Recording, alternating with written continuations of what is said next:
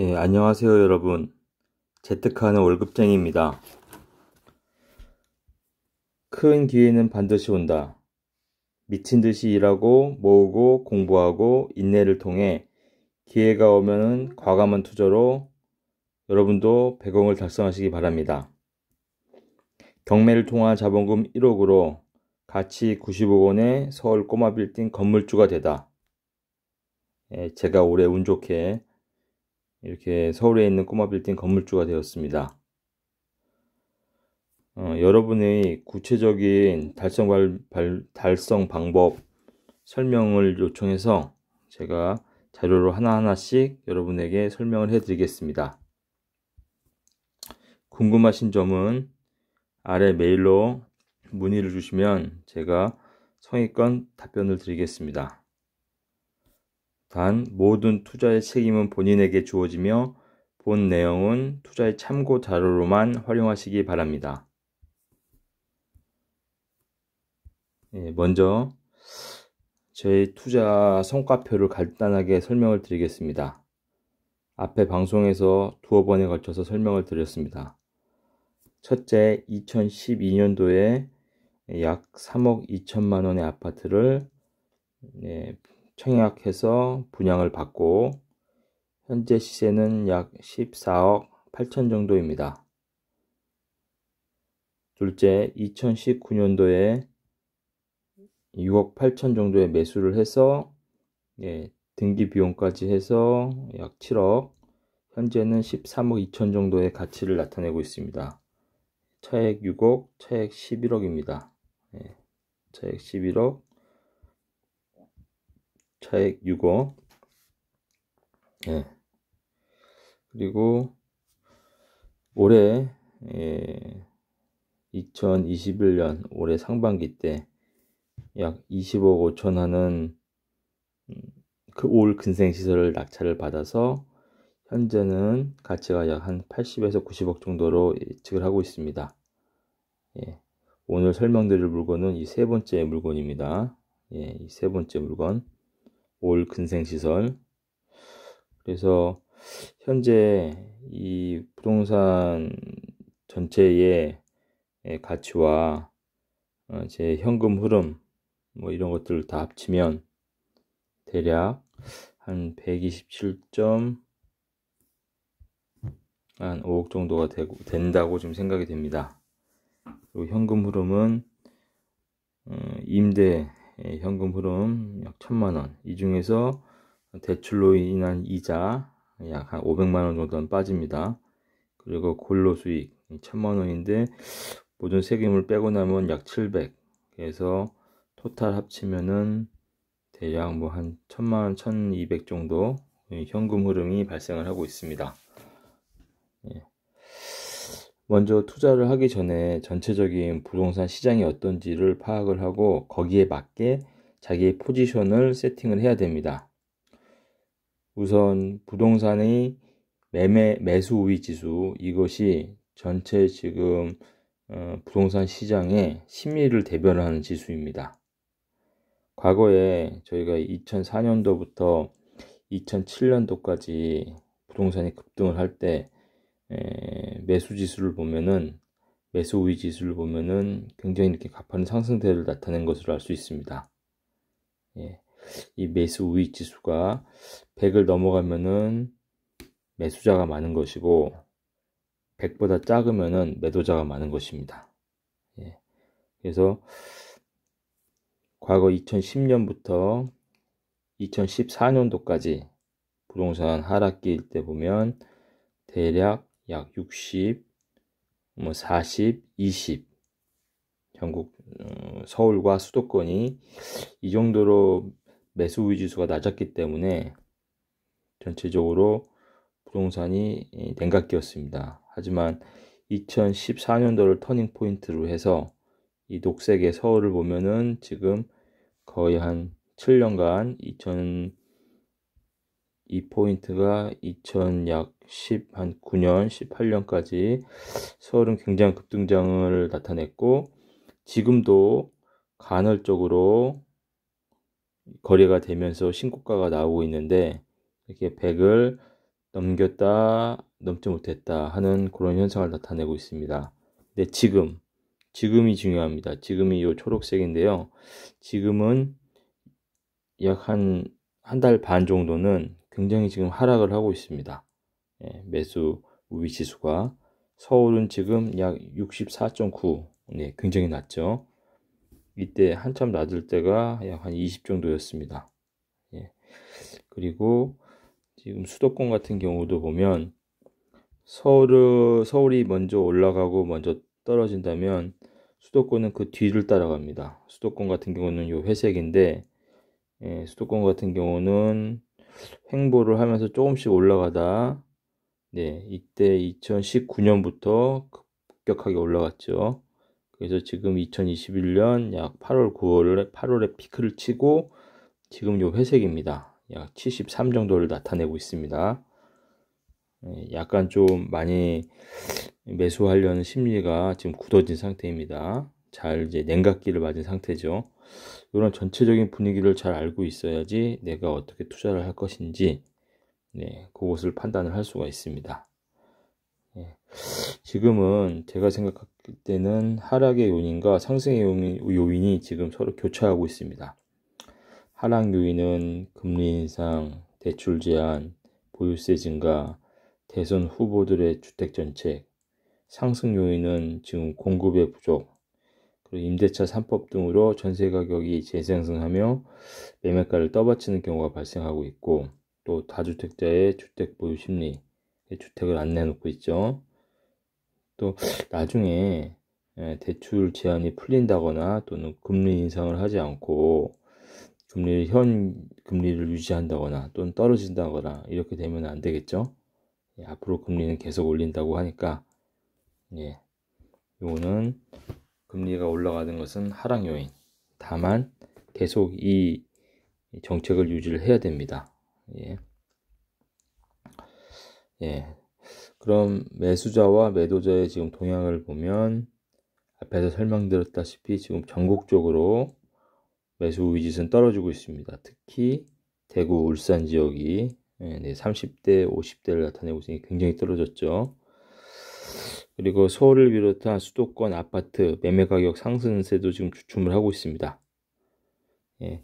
이게 상승하는 비율인데 매 주마다 이 상승하는 비율이 떨어지고 있죠. 상승률이 지금 상승을 하고 있지만 약 0.19, 0.2입니다. 이게 이제 떨어져서 이게 마이너스로 가야지 이제 가격이 하락하는 것을 의미합니다. 좀 더 지켜봐야 되겠습니다. 그리고 전국의 전세 가격 동향도 중요합니다. 전세 가격이 많이 올라가면 매매가를 떠받쳐서 매매가를 위로 올리기 때문에 전세가는 계속 하향 추세가 좋습니다. 전세가를 보면 플러스긴 플러스지만 그 플러스의 폭이 지금 줄어들고 있습니다. 내년에 임대차 2법이 돌아오는 2년이 되는 내년 6월달, 7월달에 전세가가 급등을 할지 좀 주의 깊게 판단을 해야 됩니다. 전세가가 급등을 하게 된다면 매매가에 상당히 영향을 줄 수 있기 때문에 잘 저희가 관찰을 하면서 대응 전략을 세워야 됩니다. 전국적인 지금 전세 가격 주간 변동률은 약 한 0.2에서 0.16, 그 정도. 서울이 한 0.3 정도, 그 정도를 나타내고 있습니다. 그럼 제가 본격적으로 자본금 단돈 1억 원으로, 단돈이라는 표현이 좀 이상하네요.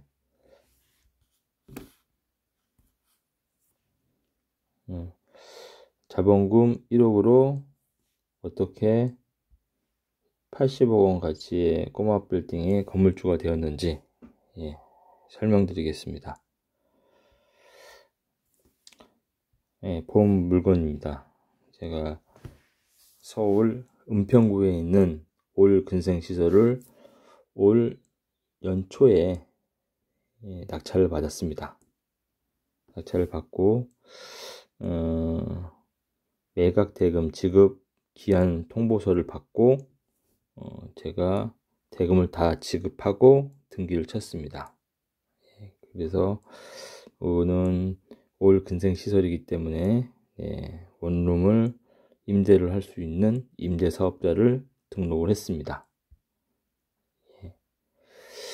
그럼 이 건물을 20억이나 되는 돈을 어떻게 제가 마련해서 어떻게 등기를 저한테 넘길 것인지 그 방법을 간단하게 설명을 해드리겠습니다. 우선 이 경매가 좋은 점은 경락잔금 대출이라고 해서 이 물건 가격에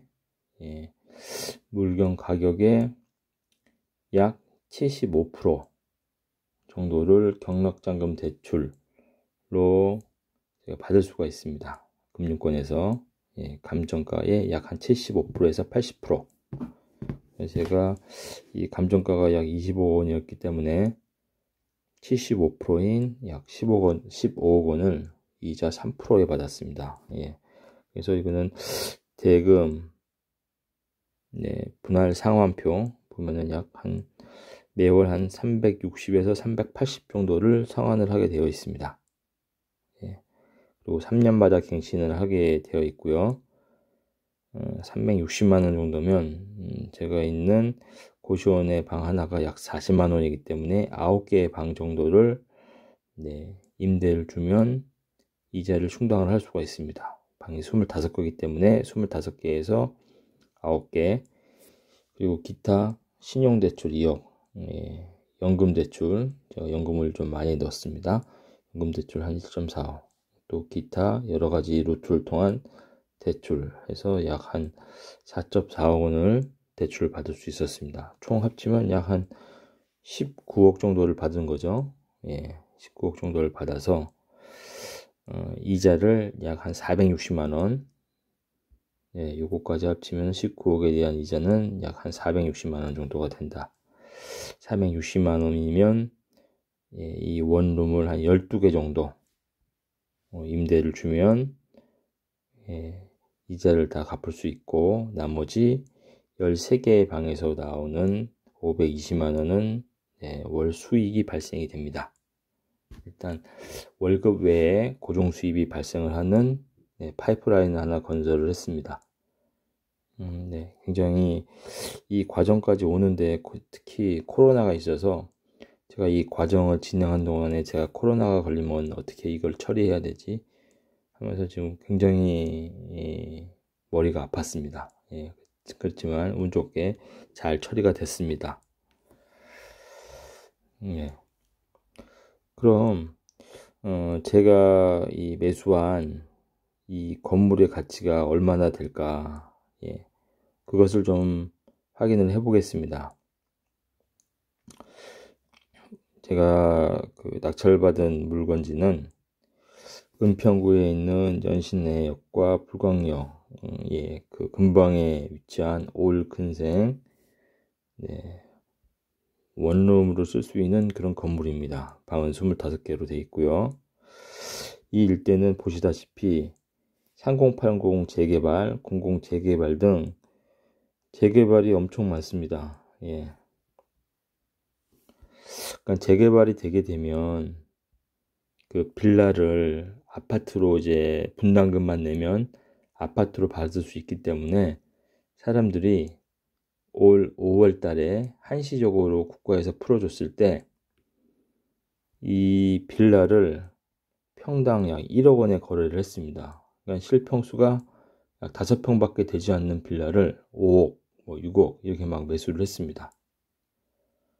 나중에 아파트로 되면 9억, 10억이 될 거라고 생각을 했기 때문이겠죠. 그런 맥락에서 보면 제 건물은 일단 이 재개발 지역을 회피해서 재개발과 바로 인접해 있는 지역입니다. 올 근생시설로 3종 지역에 있고, 이게 재개발들이 다 완성이 되면 제 건물은 이제 역세권 쪽에 있기 때문에 분명히 준주거 지역이나 상업 지역으로 종상향이 될 것이라고 생각이 됩니다. 종상향이 된다는 것은 건물을 용적률을 엄청 높여서 용적률을 500%, 800% 이렇게 지을 수 있다는 겁니다. 그렇게 되면은 15층도 올릴 수 있고 20층도 올릴 수 있는 그런 호텔도 지을 수 있고 고층의 상업시설도 지을 수 있는 그 땅의 성질이 바뀌게 됩니다. 그렇게 되면 평당 약 1억이 될 테고, 그렇게 되면 약 한 90억 원 정도가 되지 않을까. 예, 보수적으로 봤을 때. 예, 약간 좀 시간이 걸릴 것이라고 생각이 되지만, 현재 가치로도 봤을 때 한 그 정도 될 것이라고 예측이 됩니다. 예, 나중에 재개발이 어떻게 진행이 되는지를 좀 주의 깊게 보면서 앞으로 방송에서도 가끔씩 언급을 해드리겠습니다. 예, 이렇게 제가 성공을 할 수 있었던 요인을 좀 복기를 해보겠습니다. 여러분들도 각자 자기 포지션에서 청약을 넣든 또는 아파트를 매수를 하든 빌라를 매수를 하든 경매를 하든 뭐 주식을 하든 자기가 현안 사항을 잘 판단을 해서 성공을 하든 실패를 하든 나중에 복귀를 해야 됩니다. 저도 2007년도 8년도에 잘못된 투자로 주식으로 약 마이너스 90%의 손실을 보고 정말 살고 싶지 않은 그런 나쁜 생각까지 한 적이 있었습니다. 예, 그렇지만 그때 제가 무엇을 잘못했는지 복기를 하고 지금의 제가 되었습니다. 예. 제가 이번에 성공할 수 있었던 요인을 복기를 하면 철저한 사전 공부를 했습니다. 예, 제가 2주택 포지션에 놓인 순간부터 이제 주택은 하지 않고 무엇을 해야 될 것인가. 건물을 해야 되겠다. 건물을 하려는데 돈이 없는데 어떻게 해야 될까. 돈이 없을 때는 경락자금 대출이라는 게 잘 나오는 경매를 해야 되겠다. 경매를 어떻게 공부를 해야 될 것인가. 책을 많이 보고 강의도 듣고 유튜브도 보고 실제 가서 입찰도 해보고 하면서 6번의 입찰을 해서 다 실패를 했습니다. 이번에 받은 게 7번째 입찰 만에 낙찰을 받은 것이었습니다. 실패가 있어야지 성공이 있는 것 같습니다. 그리고 임장을 통해서 현재 물건지가 어떤지, 내 물건이 어떤지, 가치는 있는 것인지, 월세는 잘 받을 수 있는 것인지, 그런 것을 분석을 했습니다. 그리고 제가 이 물건을 낙찰을 받았어도 대금을 지불할 수 없으면 보증금 약 2억 원을 날리는 것이죠. 그 보증금을 날리는 것도 굉장히 큰 손실입니다. 그래서 내가 사전에 이 잔금을 마련할 수 있는 그런 루트가 있는지를 반드시 확인을 해둬야 됩니다. 저는 그래서 제 연봉과 제 신용도, 제가 20년 동안 일했던 그 신용도가 이런 레버리지 대출을 발행할 때 굉장한 힘을 발휘합니다. 이 경락자금 대출도 소득이 높을수록 신용도가 높을수록 잘 나옵니다. 그리고 기타 신용대출 그리고 연금담보대출 기타 대출들도 이 사람의 소득과 신용도 그것에 따라서 가능하기도 하고 불가능하기도 하기 때문에 여러분들은 지금 현재 자기의 근로소득을 높이는데 정말로 노력을 하시고 현재 순간에 최선을 다해서 열정적으로 그렇게 사셔야 됩니다. 그러면 나중에 분명히 기회는 옵니다. 가장 중요한 것은 제가 6번의 폐차를 통해 실패를 통해 오만하지 않고 겸손한 자세가 생기게 됐고 7번째 물건에 입찰을 해서 결국은 성공을 했습니다. 항상 잘 되고 있을 때 더 겸손하고 더 성실하고 더 열심히고 이렇게 생활을 해야 되는 것 같습니다. 그래야 나중에 자기의 온 기회를 놓치지 않습니다. 여러분도 해내실 수 있습니다. 절대 포기하지 마시고 미래를 큰 그림을 그리면서 여러분도 앞으로 나아가시기 바랍니다. 이 방송이 여러분에게 도움이 되었다면 구독, 좋아요, 알림 설정 꼭 부탁드립니다. 이 채널을 유지할 수 있는 힘이 됩니다. 감사합니다.